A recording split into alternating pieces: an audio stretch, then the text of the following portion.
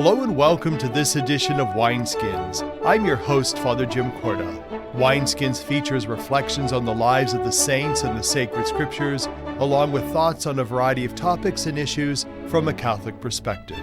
It is brought to you by the annual Bishop's Appeal, the Catholic Communication Campaign, and St. Paul's Catholic Books and Gifts, a division of the Society of St. Paul.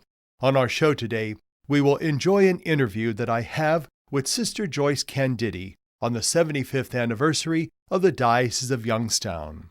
We will also look at the life and times of Saint Terese of the Child Jesus, and we will also hear a reflection on the readings for this 26th Sunday in Ordinary Time.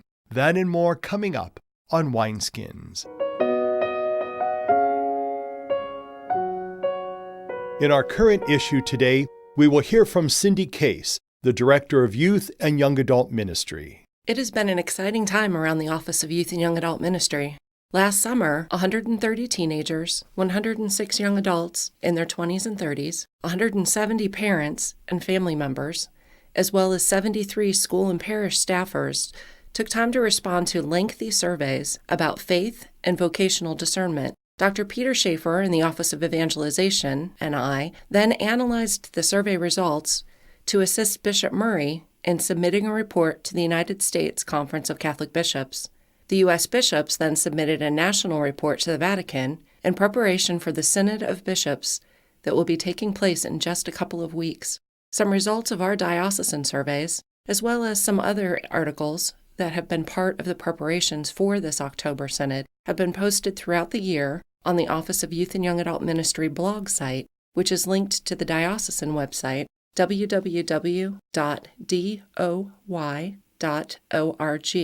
I ask all listeners to please pray for the continued success of the Synod, for the cardinals and bishops serving as delegates, as well as the 16 to 29-year-old youth speakers and consultants who will share stories, witnesses, and more survey results.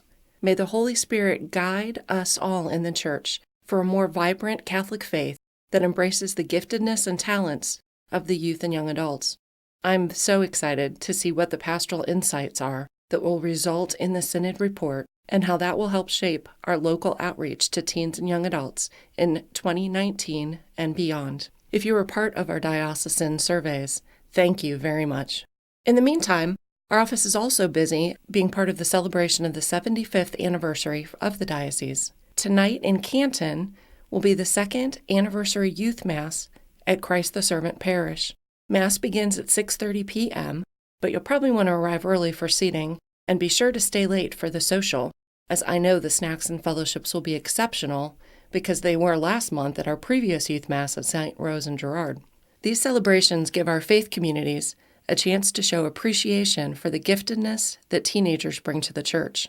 Another aspect of the 75th anniversary is the unveiling of a newly created confirmation retreat that parishes will use starting this year to help create a sense of unity around the diocese, as the candidates will spend some time discussing the same topics and praying some of the same prayers as they lead towards the sacrament. So, if you're a confirmation candidate, sponsor, or parent, or on a confirmation team, look for the One in the Spirit program, and may it help re-energize your sacramental preparation. In other news, we're currently registering high school teenagers for the biennial Diocesan Youth Convention taking place on Sunday, November 4th in Canton. It will be followed with a concert by Youth Convention speaker and singer, internationally recognized Jesse Manibusan. Jesse is also a composer, catechist, storyteller, and a humorist evangelizer. He appeals to children, teens, and adults. One of his best-known songs, Open My Eyes, is used at weekend liturgies in many of our churches. High school teens interested in the Diocesan Youth Convention should contact their parish youth leader, DRE, or pastor, or their Catholic high school campus minister this week to inquire about registering, as the deadline is quickly approaching. And people of all ages who might be interested in the Jesse Manibusan concert are welcome to join us. Again, it's on Sunday, November 4th at St. Michael the Archangel Parish in Canton. It starts at 7 p.m., and admission is free, but we will accept free will offerings. Invite your family members and friends to join you for this enjoyable evening of music and storytelling. If you have any questions about the Synod on youth, faith, and vocational discernment, the anniversary masses, the confirmation retreat program, the Diocesan Youth Convention, or the Jesse Manabusen concert on November 4th, please feel free to contact me at the Office of Youth and Young Adult Ministry. The phone number is 330-744-8451, or you can email me at ccase, that's C Case, at youngstowndiocese.org. And of course, you can always look this information up on the diocesan website, www.doy.org. And remember to look for the Office of Youth and Young Adult Ministry. For Winsskins, this is Cindee Case. To tell us more about the life and times of St. Terese of the Child Jesus is Ron Puhala. He is from Holy Family Church in Poland. Saint Terese, popularly known as the Little Flower, died in Lisieux on September 30th, 1897, at the early age of 24, and was canonized in 1925. Born in Normandy, France, Terese was the youngest of 9 children. She was educated at the Benedictine monastery in Lisieux. After being cured of a serious illness through the intercession of the Blessed Virgin Mary in 1883, she suffered from scrupulosity for a time, but made a complete conversion in 1886 and tried in vain to enter the Carmel of Lisieux. She even pleaded personally with Pope Leo XIII during a pilgrimage to Rome, but to no avail. She finally succeeded in being admitted at the age of 15 in 1888. She was given the name Sister Terese of the Child Jesus and the Holy Face. In 1893, Terese was named Mistress of the Novices. In 1896, she had the first attack of tuberculosis, which would lead to her death in 1897. In the meantime, the prioress, Mother Agnes of Jesus, a blood sister of Terese, commanded her to write her memoirs, which were eventually published under the title Stories of a Soul. In this work, Terese expounds her doctrine of the little way of spiritual childhood, and in a very short time it was known throughout the world. She died in 1897, and in 1944 was declared co-patroness of France, together with St. Joan of Arc. She is also co-patroness of the foreign missions with St. Francis Xavier. In 1997, Pope John Paul II declared her a Doctor of the Church. In the Latin version of the Prayer over the Gifts, reference is made to an aspect of her spirituality, namely, her self-offering to God's merciful love. On the Feast of the Blessed Trinity, 1895, she offered herself to God as a holocaust of love, and she experienced a transport of love resembling the transverberation experienced by St. Teresa of Avila. Her fidelity in little things and her courageous spirit of sacrifice enabled her to transform even the periods of great sufferings into times of peace and joy. The prayer after communion touches another aspect of Teresa's spirituality. She prayed for the salvation of all humankind. For this reason, Pope Pius XI named her co-patroness of the foreign missions. In the Office of the Readings, we find this statement: "In the heart of the Church, my mother, I will be loved, and thus I will be all things as my desire finds its direction." She even promised that after her death, she would let fall a shower of roses. During the interrogation at her entrance into Carmel, she had stated that she entered Carmel for the salvation of souls, and especially to pray for priests. Later, she would have liked to go to Hanoi for a new foundation. The relevance of St. Terese of the Child Jesus is evident from the worldwide devotion to her immediately after her death. Pope Pius XI did not hesitate to say that she is the greatest saint of modern times.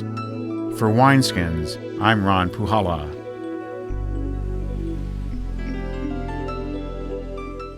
talking with Sister Joyce Candidi of the Oblate Sisters of the Sacred Heart of Jesus.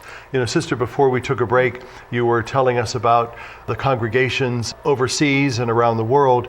There are 2 communities here in the United States, correct? Yes. Tell us about those. Well, we have, of course, the sisters here in the Youngstown Diocese at our Formation House in Hubbard. We have a sister who is working at the Priest Retirement Home in Louisville. And we have 2 sisters who are serving in the Joliet Diocese at a priest retirement home.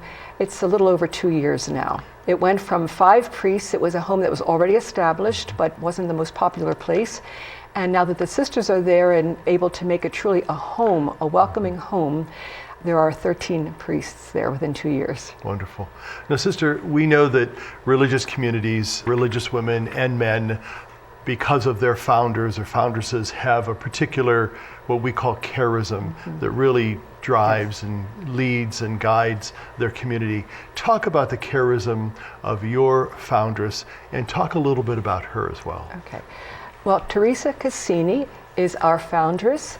She was born in 1864 and founded the community in 1894. A young woman of a relatively coming from a high-class family, but always had that strong desire to want to give her life to God. And the Sacred Heart literally appeared to her in a vision and looking very sad and said, Teresa, give me holy priests. And being a young girl, of course, at the time, she was really puzzled by this and spoke to her spiritual director, and he said, ask the Lord, if it happens again, ask him more what he wants from you. And he said, it happened again, give me holy priests and offer your life in reparation for priests, for their holiness. So she thought that the Lord meant just for her to do it on her own. So that's what she did. And little by little, other women started to inquire and join her and wanted to do the same thing. And so little by little, the congregation was actually begun and founded in 1894.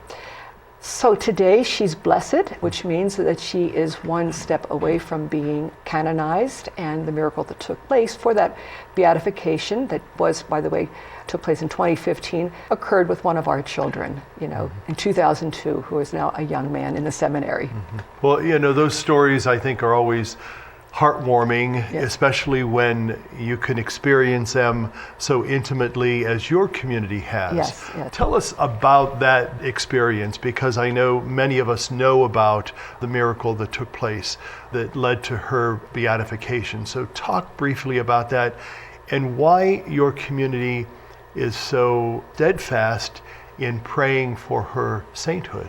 Well, we really believe, first of all, that Mother truly was a very holy woman. And saints today are for the church. They serve as models, as spiritual mentors. And she had a great love for the Lord, a great love for the church, and a great love for priests. And I think that is so important, that all of us really need to appreciate and love the vocations that God has given to each one of us, whether it was the vocation to marriage or consecrated life or ordained priesthood. So I think that she's a great mentor and an example and model for the church today. And I think that you asked about the miracle. What happened was, this was in 2003. He was a little boy that was a student in our preschool. School was over, and he was at kind of a family birthday party picnic in the evening, and accidentally fell into the pool that was way in the back of the house. And Mom was looking for him to go home, couldn't find him. After a nurse and another woman there who was a nurse and another her friend, one of her friends, a lifeguard, dove into the water and found him at the bottom of this pool.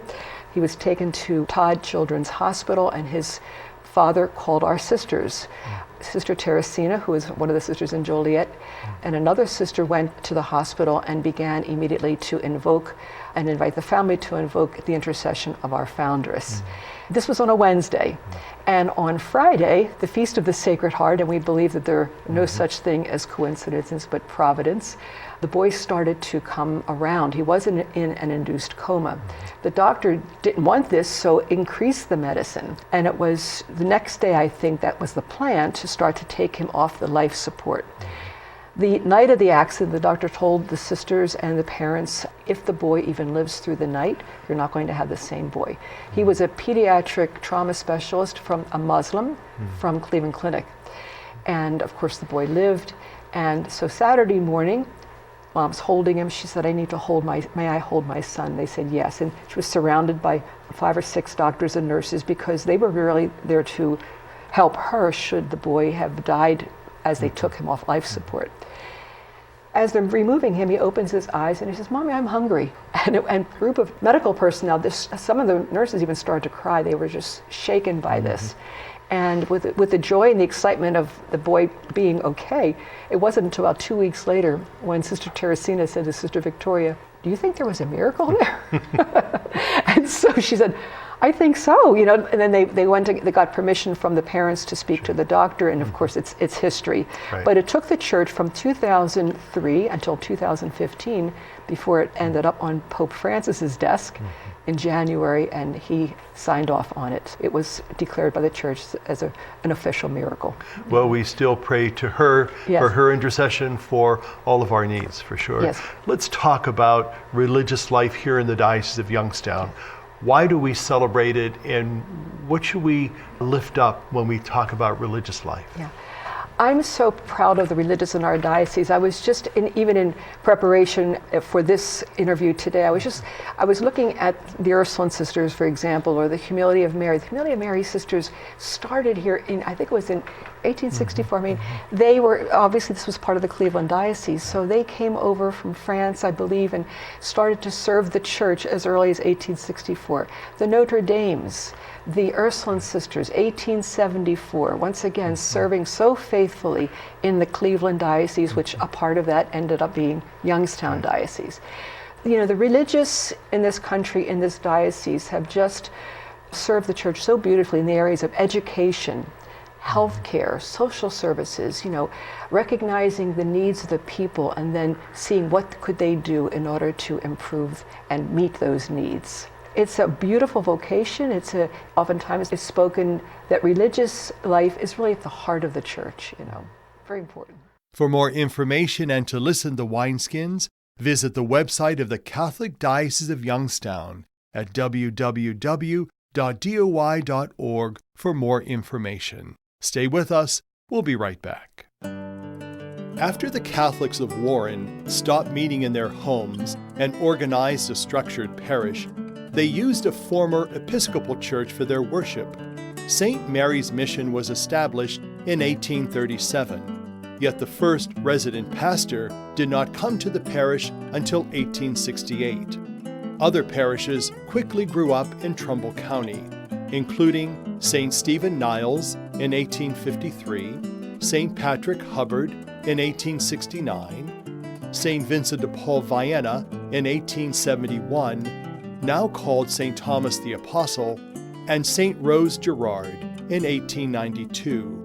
The other 15 parishes in the county were established after the turn of the 20th century. Congratulations, Catholic Diocese, for celebrating 75 years with pride in the past and faith in the future. Church World Service believes that being self-reliant is a joy everyone should share.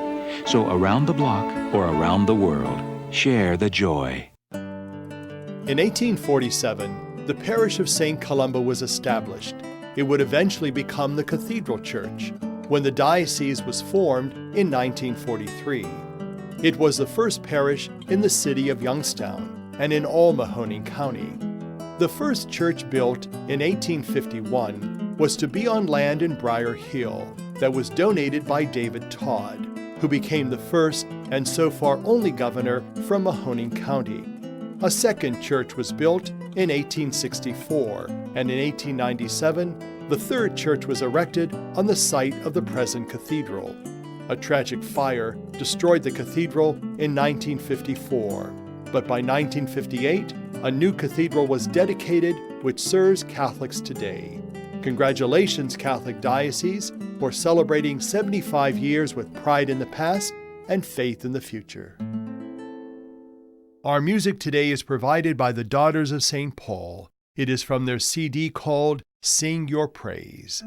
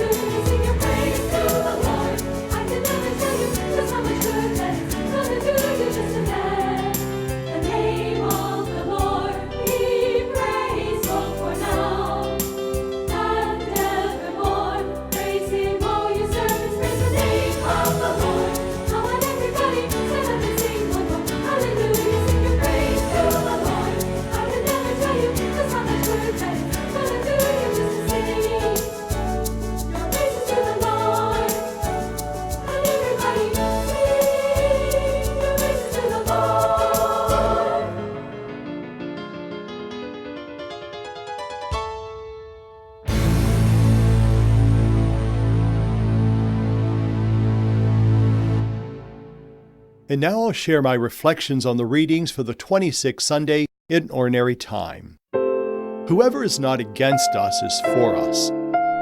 Those were Jesus' words in today's Gospel. In other words, the truth of Jesus is larger than any of us and is totally beyond our understanding. Today's Scripture readings also remind us that when we limit the truth of Jesus, we set up borders that ultimately exclude others. In setting up those borders, we also limit the love and goodness of God Himself.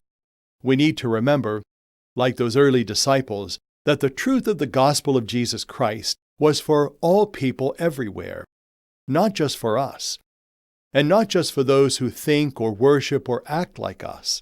We tend to carry that same thinking into the area of religion as well. To say that we are God's people sometimes conveys a feeling of superiority. People of religious integrity at times tend to establish borders that exclude people rather than include people. Edwin Markham once wrote this: "He drew a circle that shut me out, heretic, rebel, a thing to flout. But love and I had a wit to win, we drew a circle and took him in." You see, the borders of God's love always extends beyond those we try to establish. As religious people, we practice exclusion in the name of God, whose love was inclusive. Jesus was constantly keeping company with those who lived on the other side of the establishment. Most often, God's borders extend way beyond our own vision. We were taught to love God above all else, and our neighbor as ourselves. Jesus extended that border to include one's enemies as well. Jesus did not claim a monopoly on His message of salvation. He welcomed all who did His work, even if they did not belong to His company. We have yet to learn the lesson of the inclusiveness of the Christian faith. Together, let us join Christ, who welcomes all people as companions on the road of faith from all races, classes, genders, nationalities, and creeds. For Winsskins, I'm Father Jim Korda. Let us follow in the steps of our founder, Jesus Christ. We cannot walk with Him and remain little people with closed lives. His mind was open to all kinds of truth. His heart was open to all kinds of people. His was a true Catholic spirit. Winsskins is made possible through the annual Bishop's Appeal, the Catholic Communication Campaign, and St. Paul's Catholic Books and Gifts. Our program is produced by CTNY, the Catholic Telecommunications Network of Youngstown. I'm Father Jim Korda, thanking you for being with us today. Have a blessed week.